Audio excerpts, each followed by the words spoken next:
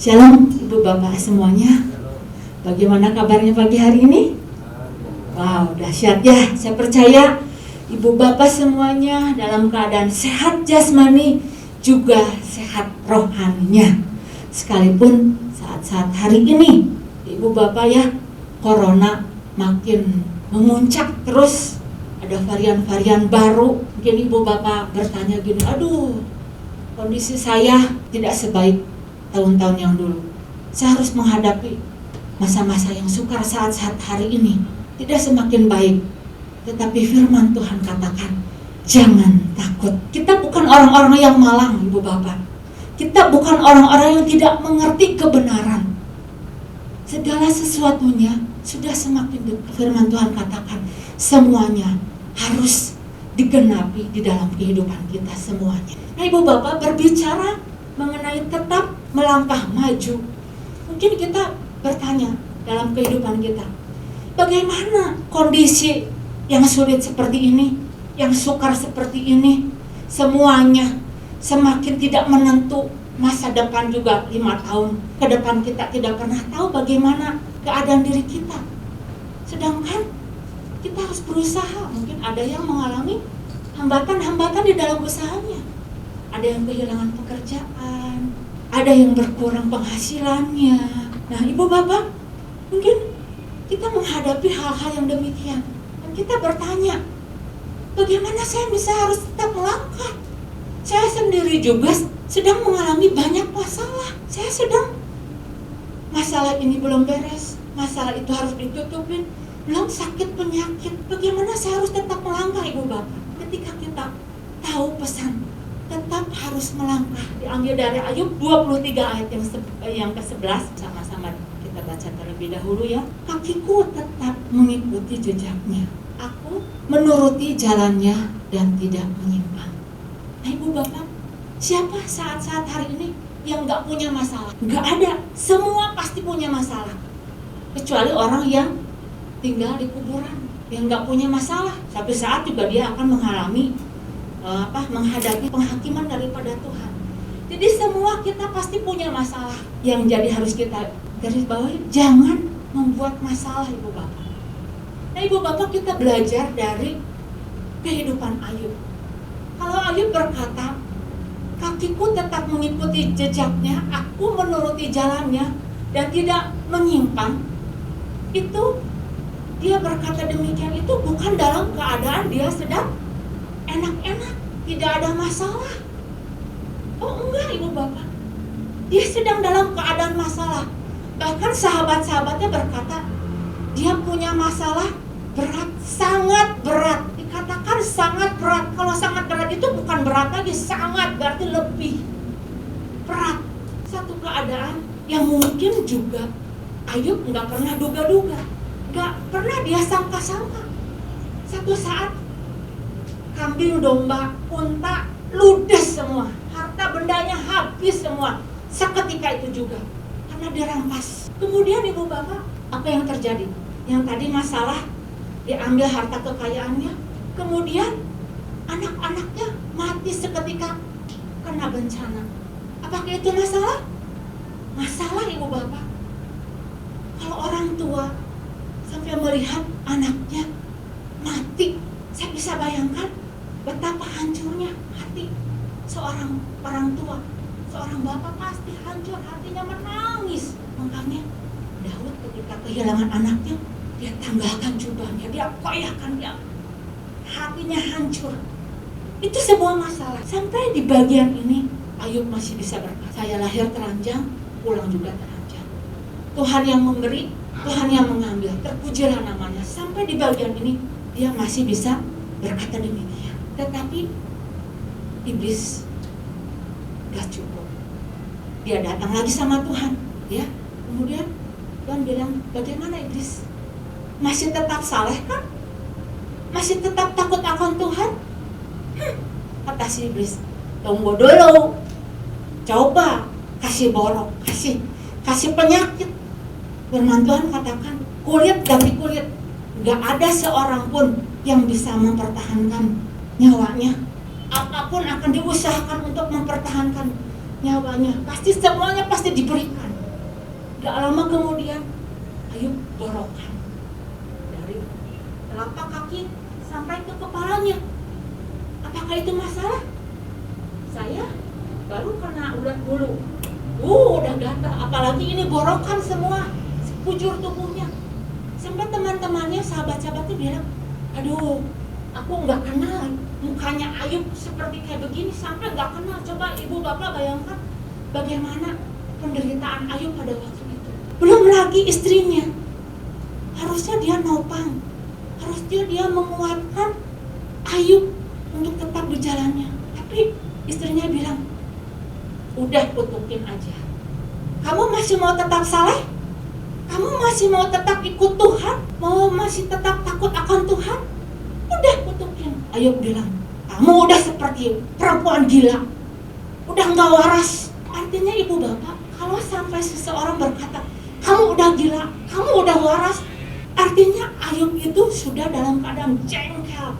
Dia marah sekali, ingin marah. Dan kondisinya dia sudah dalam keadaan gawat, darurat. Kalau di ICU mah udah mengap-mengap, oksigen udah kembang kempes. Nah itu, ibu bapak, ini kondisi ini sebuah permasalahan yang dialami oleh Ayub. Tetapi Ayub bilang, kakiku tetap mengikuti jejaknya, aku menuruti jalannya dan tidak menyimpang. Ini sebuah keputusan yang luar biasa. Dalam keadaan yang tidak enak, dia masih bisa berkata demikian. Kalau semuanya lancar, semuanya diberkati, bisa berkata begitu mudahnya. Tapi ini perkataan yang luar biasa. Nah, hari-hari ini ibu bapak, mungkin kita diperhadapkan dengan situasi keadaan yang gak pernah kita duga saat-saat hari ini. Kita gak pernah tahu kok keberadaan saya bisa seperti kayak begini. Mungkin terpuruk, mungkin dalam keadaan sakit penyakit. Bisa iblis coba-coba untuk merusak atau menggagalkan rencana Tuhan. Tetapi tidak ada yang bisa menggagalkan rancangan Tuhan kecuali diri kita sendiri. Mari ibu bapak, mari kita ambil keputusan. Bagian kita adalah apa? Tetap melangkah maju. Nah, bagaimana supaya kita tetap melangkah maju? Nah, bagian yang pertama yang saya mau bagikan adalah sadari akhir perjalanan langkah kita adalah muncul seperti emas. Diambil dari Ayub 23 ayat yang ke-10. Karena ia tahu jalan hidupku, seandainya ia menguji aku akan timbul seperti emas. Nah, harusnya ibu bapak, ketika pesan Tuhan berkata kita melangkah maju, akhir dari perjalanan langkah kita adalah kita akan timbul seperti emas. Harusnya kita apa? Antusias. Wah, saya akan dibawa menjadi semakin lebih baik lagi. Saya akan dibawa menjadi semakin berkualitas lagi. Harusnya ada satu semangat. Saya tidak akan pernah sama seperti dahulu. Saya akan berubah. Saya akan bersinar semakin terang. Harusnya kita antusias, bergairah, semakin dekat dengan Tuhan, semakin minta kekuatan daripada Tuhan. Tetapi pada umumnya ibu bapak, yang sering terjadi di dalam kehidupan kita, kita tidak mau mengalami yang namanya penderitaan dulu. Kita maunya enak. Kita tidak mau yang namanya pemurnian terlebih dahulu. Pengennya sih semuanya enak, semuanya lancar, semuanya terus diberkati. Kalau kerja terus berhasil, kalau kerja terus nambah terus uangnya. Kalau sekolah terus pulang selesai bawa medali. Ingat ibu bapak, sebelum seorang dikatakan pemenang, seorang pemenang dia harus berjalan terlebih dahulu, maju ke arena pertandingan. Dia harus bertempur, mengalahkan situasi keadaan musuh-musuh yang terjadi. Kita nggak pernah tahu dia pulang bawa medali. Kita senang melihatnya, wah, aku mau medalinya. Tapi nggak tahu kita perjuangan dia. Seberapa banyak dia sudah melatih dirinya. Seberapa dia sudah mempersiapkan dirinya. Seberapa dia sudah banyak mengalami kegagalannya, kesakitan di dalam pemurnian dia. Kita nggak pernah tahu. Nah, ini bagian-bagian yang harus kita ketahui. Kalau perjalanan, akhir dari perjalanan kita akan timbul seperti emas, Ibu Bapak. Mari Ibu Bapak, kita buat diri kita. Aku mau. Nah Ibu Bapak, kenapa? Ya, coba kita bertanya. Kenapa seseorang harus mengalami pengujian terlebih dahulu? Supaya dia tidak tergoncangkan oleh apapun yang terjadi pada waktu dia diperhadapkan dengan permasalahan. Dan Tuhan katakan di dalam Ibrani 12 ayat 27 bahwa Tuhan katakan bahwa satu kali lagi aku akan menggoncangkan bukan hanya bumi tetapi langit, supaya tinggal tetap apa yang tidak tergoncangkan, supaya timbul sesuatu yang murni, supaya timbul sesuatu yang lebih bagus lagi. Kalau seseorang tergoncang artinya dia belum muncul kekuatannya. Jadi sampai Tuhan katakan sampai ada sesuatu yang muncul di dalam dirinya. Sampai kapan? Sampai keberadaan kita tidak tergoncangkan. Kita bertanya saat-saat hari ini, saya kan masih Kristen, saya masih bisa doa-doa, saya masih bisa memuji-muji Tuhan. Tapi ingat Ibu Bapak, ya, pada saat kita dikuasai oleh roh ketakutan dan kita mulai beralih fokus kita kepada hal-hal yang lain, bukan kepada Tuhan, saat itulah kita sudah mulai tergoncang. Nah Ibu Bapak, hari-hari ini banyak orang sedang digoncang. Ibu Bapak pikir kalau masuk ke surga itu gampang? Enggak Ibu Bapak, banyak syarat dan ketentuan berlaku. Pemurnian dilakukan oleh Tuhan, dan ini adalah waktu-waktunya pemurnian. Tapi ingat, ini adalah waktu-waktunya bagi kita juga untuk mengalami kuasa daripada Tuhan, Ibu Bapak. Hari-hari ini banyak orang-orang tergoncang, Ibu Bapak, ketakutan. Ada yang ketakutan sampai keluar pagar pun gak berani. Saya kasihan sekali. Nah, dia bilang, nyetok apa di rumah? Saya cari obat batuk, obat pilek, obat demam. Takut kalau satu kali saya batuk pilek dan susah cari obatnya. Saya nyetok vitamin C, D, E, nyetok supaya sehat. Nah Ibu Bapak, ada banyak orang-orang udah jadi sepertinya udah salah. Kasihan sekali. Mereka udah mulai dikuasai oleh ketakutan. Belum lagi ada yang semalam-malaman gak bisa tidur, mikirin, aduh ini gimana usaha saya, bisa berlanjut apa enggak. Kasihan sekali Ibu Bapak. Bagian kita apakah kita akan sama seperti mereka? Ibu Bapak, ketika kita memutuskan, kita mau tetap melangkah untuk tetap maju, bagian yang harus kita lakukan adalah yang pertama Ibu Bapak, kuasai diri kita, jadilah tenang, dan supaya dapat berdoa. Nah Ibu Bapak, kita sama-sama terlebih dahulu baca di dalam 1 Petrus 4 ayat yang ke-7 ya. Apa yang harus kita lakukan supaya kita tetap mau untuk bisa melangkah ya. Dikatakan bahwa kesudahan segala sesuatu itu sudah dekat. Karena itu kuasailah dirimu dan jadilah tenang supaya kamu dapat berdoa. Banyak saat hari ini Ibu Bapak, kegoncangan terjadi dalam lingkungan kita. Orang-orang udah mulai gelisah, ketakutan, bahkan sampai berdoa pun di hadirat Tuhan udah nggak tenang, udah nggak bisa tinggal diam, udah nggak bisa berdoa. Karena apa? Dikuasai oleh ketakutan, boro-boro mau langkah maju. Nah ini Ibu Bapak, yang pertama kuasai diri kita. Kemudian yang kedua, kita harus teguh di dalam panggilan dan pilihan kita. Di dalam 2 Petrus 1 ayat yang ke-10, karena itu saudara-saudaraku, berusahalah sungguh-sungguh supaya panggilan dan pilihanmu makin teguh. Apa yang makin teguh Ibu Bapak? Panggilan dan pilihan kita. Ya.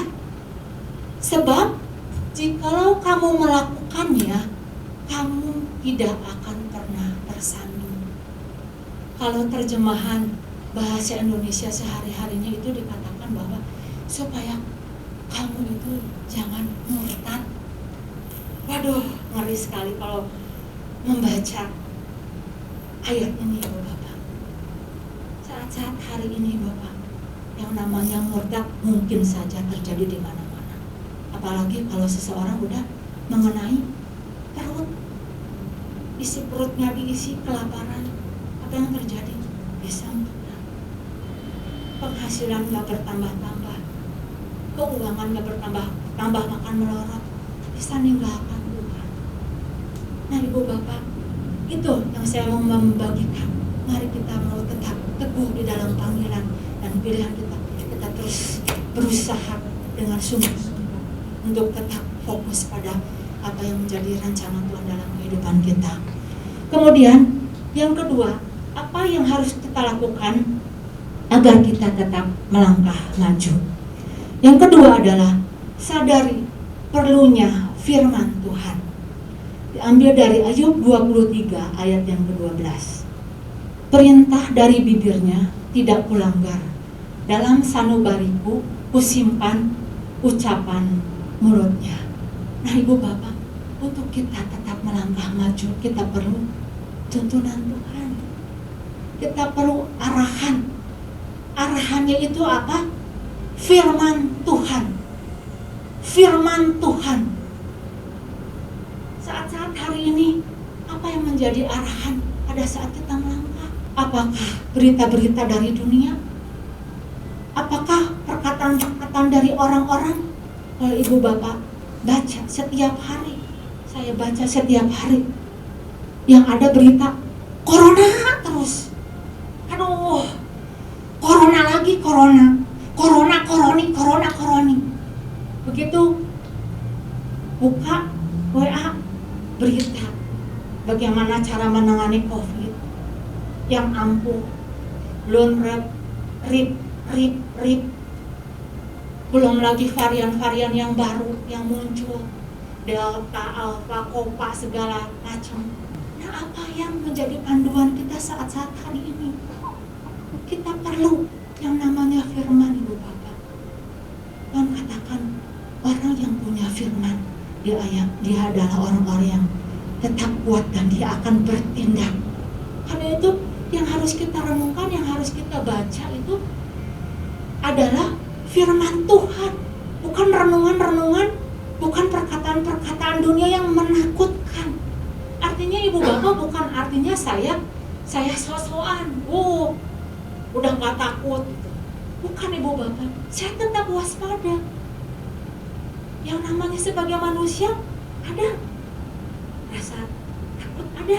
Tetapi saya tidak mau dikuasai oleh ketakutan. Yang harus kita lakukan adalah siap mempersiapkan diri kita untuk semakin lebih baik lagi di tengah-tengah keadaan situasi yang tidak baik saat-saat hari ini.